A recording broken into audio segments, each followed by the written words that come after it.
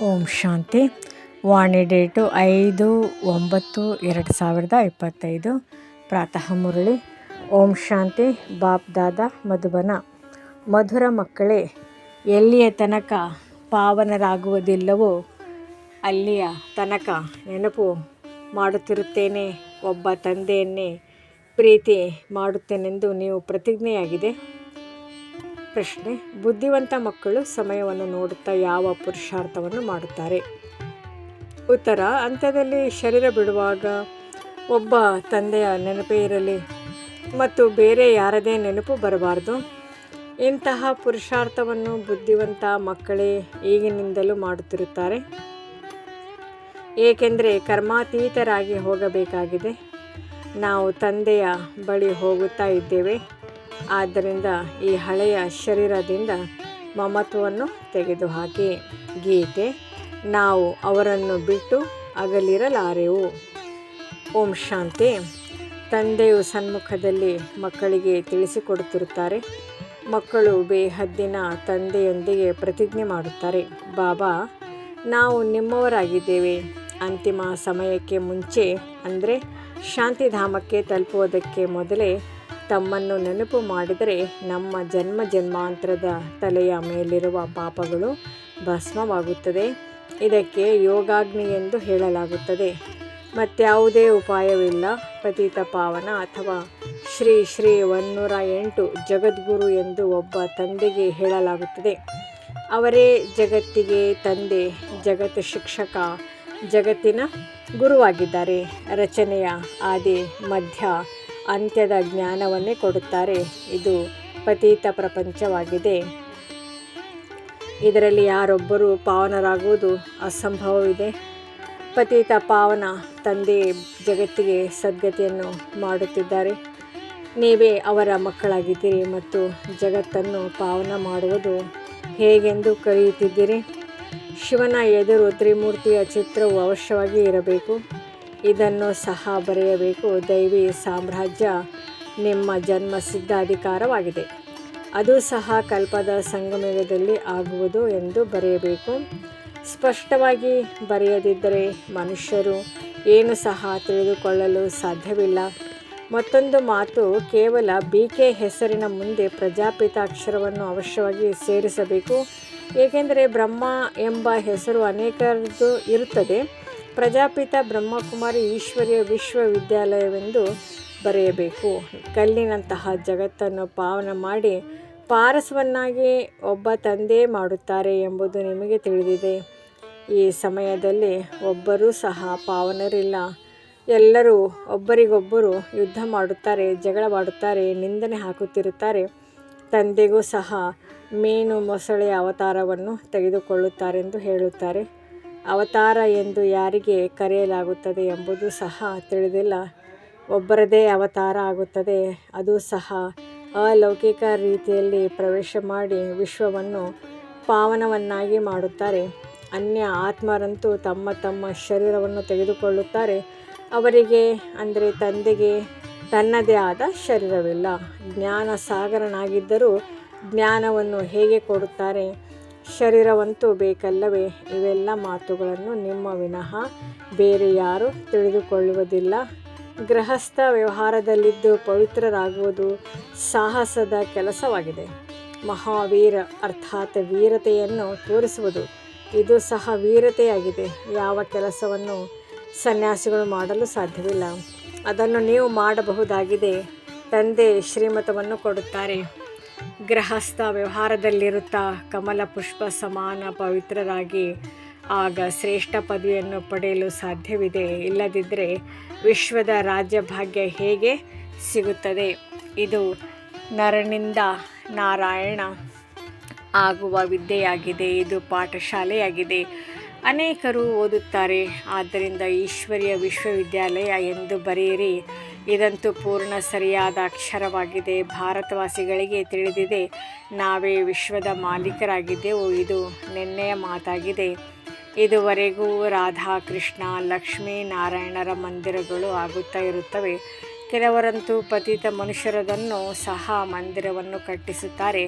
ದ್ವಾಪರದಿಂದ ಹಿಡಿದು ಮನುಷ್ಯರು ಪತಿತರಾಗಿಯೇ ಇದ್ದಾರೆ. ಶಿವ ಎಲ್ಲಿ, ದೇವತೆಗಳ ಮಂದಿರ ಮಾಡುವುದೆಲ್ಲಿ, ಪತಿತ ಮನುಷ್ಯರಲ್ಲಿ ಇವರು ದೇವತೆಗಳಾಗಿದ್ದಾರೆಯೇ? ಈ ಮಾತಿನ ಬಗ್ಗೆ ಸರಿಯಾಗಿ ವಿಚಾರಸಾಗರ ಮಂಥನವನ್ನು ಮಾಡಬೇಕೆಂದು ತಂದೆಯು ತಿಳಿಸುತ್ತಾರೆ. ತಂದೆಯು ತಿಳಿಸುತ್ತಲೇ ಇರುತ್ತಾರೆ. ದಿನ ಪ್ರತಿದಿನ ಬರಹವು ಬದಲಾವಣೆಯಾಗುತ್ತಾ ಇರುತ್ತದೆ. ಮೊದಲು ಈ ರೀತಿ ಏಕೆ ಮಾಡಲಿಲ್ಲ? ಮೊದಲೇ ಮನ್ಮನಾಭವದ ಅರ್ಥವನ್ನು ಏಕೆ ತಿಳಿಸಲಿಲ್ಲ? ಅರೆ, ಮೊದಲೇ ಈ ರೀತಿ ನೆನಪಿನಲ್ಲಿರಲು ಸಾಧ್ಯವಿತ್ತೇನೋ?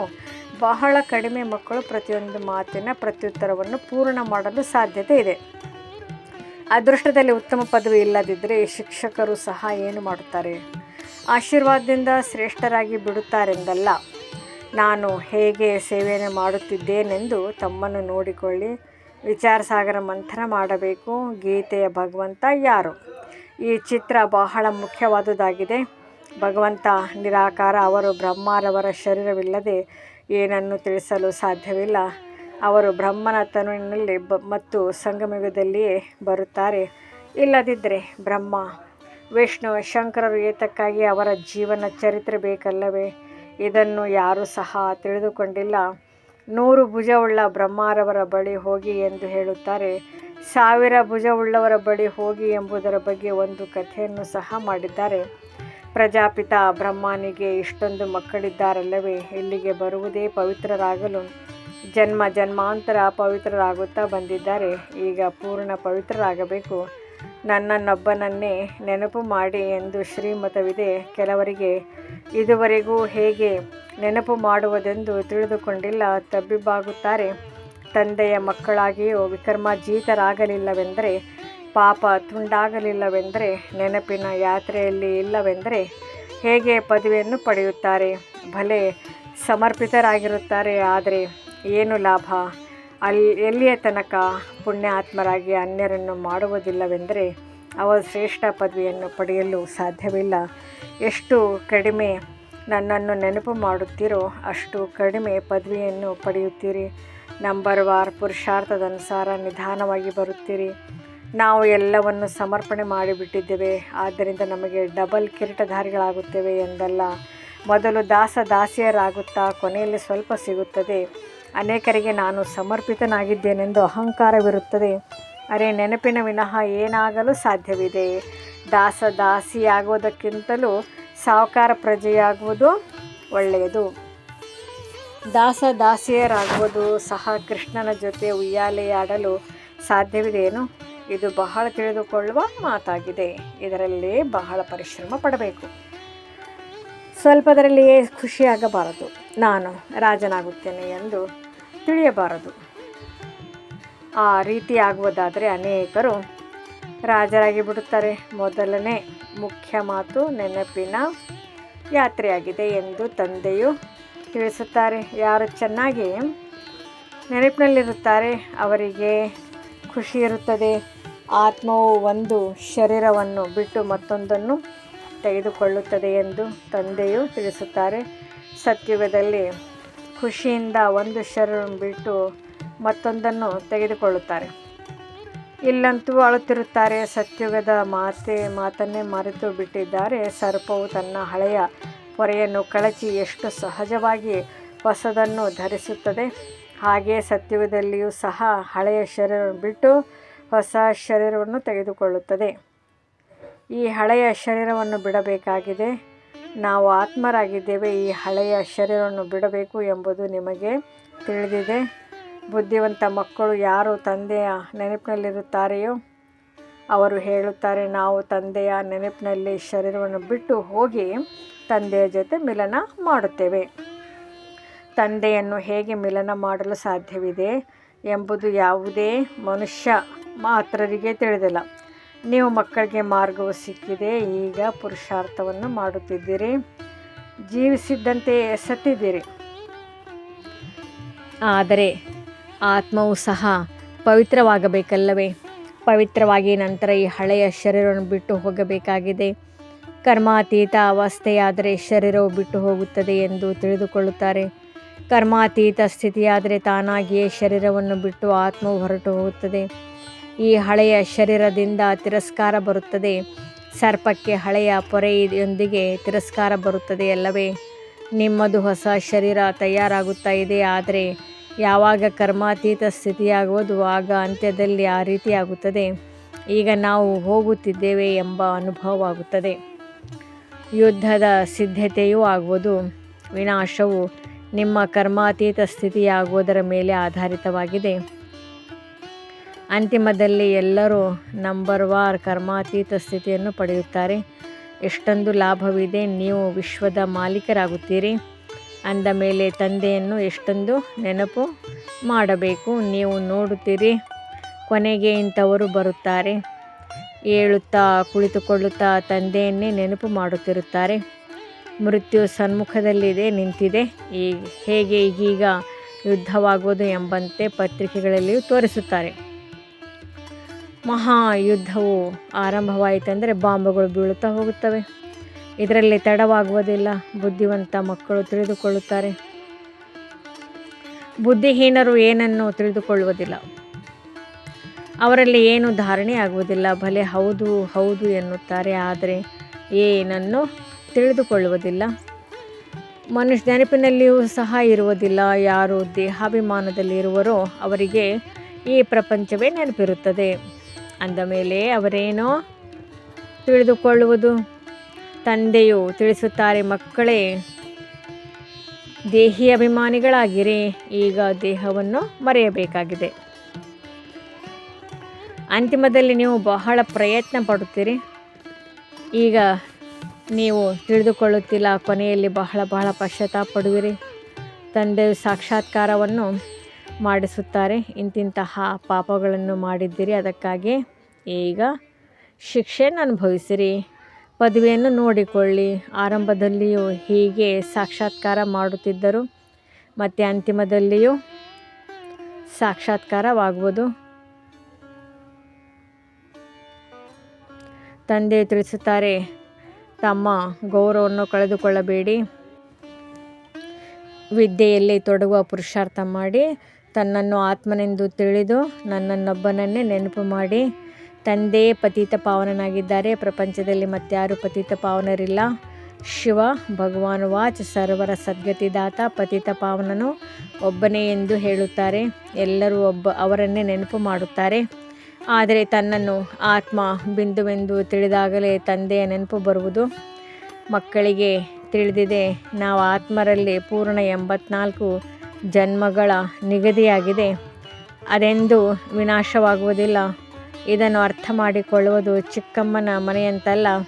ಬಹು ಬೇಗನೆ ಮರೆತು ಹೋಗುತ್ತಾರೆ. ಆದ್ದರಿಂದ ಯಾರಿಗೂ ತಿಳಿಸುವುದಕ್ಕೂ ಆಗುವುದಿಲ್ಲ. ದೇಹಾಭಿಮಾನವು ಎಲ್ಲರನ್ನೂ ಸಾಯಿಸಿಬಿಟ್ಟಿದೆ. ಇದು ಮೃತ್ಯುಲೋಕವಾಗಿದೆ.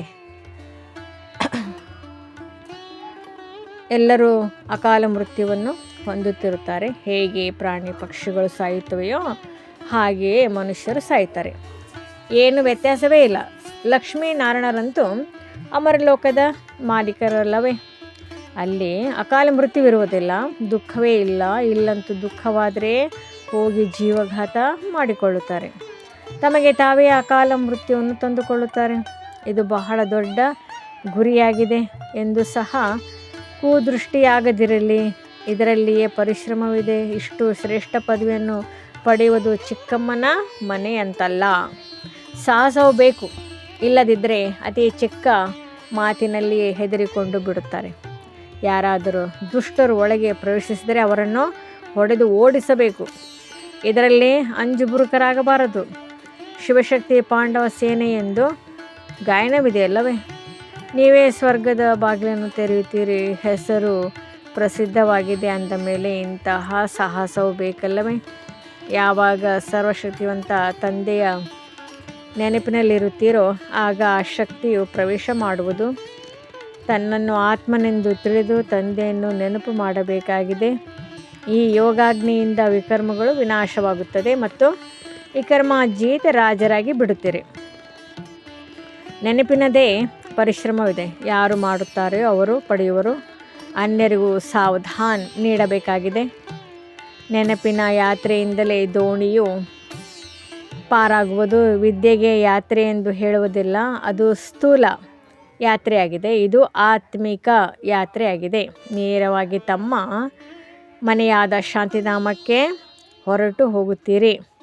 ತಂದೆಯು ಸಹ ಆ ಮನೆಯಲ್ಲಿರುತ್ತಾರೆ. ನನ್ನನ್ನು ನೆನಪು ಮಾಡುತ್ತಾ ನೀವು ಮನೆಗೆ ತಲುಪುತ್ತೀರಿ. ಎಲ್ಲರೂ ಇಲ್ಲಿ ಪಾತ್ರವನ್ನು ಅಭಿನಯಿಸಲೇಬೇಕಾಗಿದೆ. ನಾಟಕವು ಅವಿನಾಶಿಯಾಗಿದೆ, ನಡೆಯುತ್ತಲೇ ಇರುತ್ತದೆ. ಮಕ್ಕಳೇ, ಮೊದಲನೇದಾಗಿ ತಂದೆಯ ನೆನಪಿನಲ್ಲಿರಿ ಹಾಗೂ ಪವಿತ್ರರಾಗಿ ದೈವಿ ಗುಣಗಳನ್ನು ಧಾರಣೆ ಮಾಡಿ ಮತ್ತು ಎಷ್ಟು ಸರ್ವಿಸ್ ಮಾಡುವಿರೋ ಅಷ್ಟು ಶ್ರೇಷ್ಠ ಪದವಿಯನ್ನು ಪಡೆಯುವಿರಿ. ಅಂದಾಗ ಅವಶ್ಯವಾಗಿ ಕಲ್ಯಾಣಕಾರಿಗಳಾಗಬೇಕಾಗಿದೆ. ಒಳ್ಳೆಯದು. ಮಧುರ ಅಗಲಿ ಹೋಗಿ ಮರಳಿ ಸಿಕ್ಕಿರುವ ಮಕ್ಕಳ ಪ್ರತಿ ಮಾತಾಪಿತಾ ಬಾಬ್ದಾದರವರ ನೆನಪು, ಪ್ರೀತಿ ಹಾಗೂ ಸುಪ್ರಭಾತ.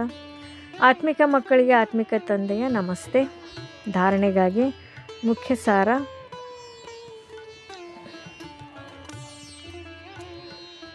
ಸದಾ ನೆನಪಿರಲಿ, ಸರ್ವಶಕ್ತಿವಂತ ತಂದೆ ನಮ್ಮ ಜೊತೆ ಇದ್ದಾರೆ. ಈ ಸ್ಮೃತಿಯಿಂದ ಶಕ್ತಿಯು ಪ್ರವೇಶ ಮಾಡುವುದು, ವಿಕರ್ಮಗಳು ಭಸ್ಮವಾಗುತ್ತವೆ. ಶಿವಶಕ್ತಿ ಪಾಂಡವ ಸೇನೆ ಎಂದು ಹೆಸರಿದೆ ಅಂದ ಮೇಲೆ ಶೌರ್ಯವನ್ನು ತೋರಿಸಬೇಕಾಗಿದೆ. ಅಂಜುಬುರುಕರಾಗಬಾರದು. 2ನೇ ಪಾಯಿಂಟು, ಮರುಜೀವಿಗಳಾದ ಮೇಲೆ ನಾನಂತೂ ಸಮರ್ಪಿತನಾಗಿದ್ದೇನೆ ಎಂಬ ಅಹಂಕಾರ ಬರಬಾರದು. ಸಮರ್ಪಿತರಾಗಿ ಪುಣ್ಯಾತ್ಮರಾಗಿ ಅನ್ಯರನ್ನು ಮಾಡಬೇಕಾಗಿದೆ. ಇದರಲ್ಲಿಯೇ ಲಾಭವಿದೆ. ವರದಾನ: ನಿರ್ವಿಘ್ನ ಸ್ಥಿತಿಯ ಮೂಲಕ ಸ್ವಯಂವನ್ನು, ಅಡಿಪಾಯವನ್ನು ಭದ್ರ ಮಾಡಿಕೊಳ್ಳುವಂಥವರು ಪಾಸ್ ವಿತ್ ಆನರ್ ಭವ. ಯಾವ ಮಕ್ಕಳು ಬಹಳ ಕಾಲದಿಂದ ನಿರ್ವಿಘ್ನ ಸ್ಥಿತಿ ಅನುಭವಿಯಾಗಿದ್ದಾರೆ, ಅವರ ಅಡಿಪಾಯ ಪಕ್ಕಾ ಆಗಿರುವ ಕಾರಣ ಸ್ವಯಂ ಸಹ ಶಕ್ತಿಶಾಲಿಯಾಗಿರುತ್ತಾರೆ ಮತ್ತು ಬೇರೆಯವರನ್ನು ಸಹ ಶಕ್ತಿಶಾಲಿಯನ್ನಾಗಿ ಮಾಡುತ್ತಾರೆ. ಬಹುಕಾಲದ ಶಕ್ತಿಶಾಲಿ ನಿರ್ವಿಘ್ನ ಆತ್ಮ ಅಂತಿಮದಲ್ಲಿಯೂ ಸಹ ನಿರ್ವಿಘ್ನರಾಗಿ ಪಾಸ್ ವಿತ್ ಆನರ್ ಆಗಿಬಿಡುತ್ತಾರೆ. ಇಲ್ಲ, ಪಾಸ್ ವಿತ್ ಫಸ್ಟ್ ಡಿವಿಷನ್ನಲ್ಲಿ ಬಂದು ಬಿಡುತ್ತಾರೆ. ಆದ್ದರಿಂದ ಸದಾ ಇದೇ ಲಕ್ಷ್ಯ ಇರಲಿ. ಬಹುಕಾಲದ ನಿರ್ವಿಘ್ನ ಸ್ಥಿತಿ ಅನುಭವ ಅವಶ್ಯವಾಗಿ ಮಾಡಬೇಕು. ಸ್ಲೋಗನ್: ಎಲ್ಲ ಆತ್ಮರ ಪ್ರತಿ ಉಪಕಾರ ಅರ್ಥಾತ್ ಶುಭ ಕಾಮನೆ ಇಟ್ಟಾಗ ಸ್ವತಃ ಆಶೀರ್ವಾದಗಳು ಪ್ರಾಪ್ತಿಯಾಗುವುದು.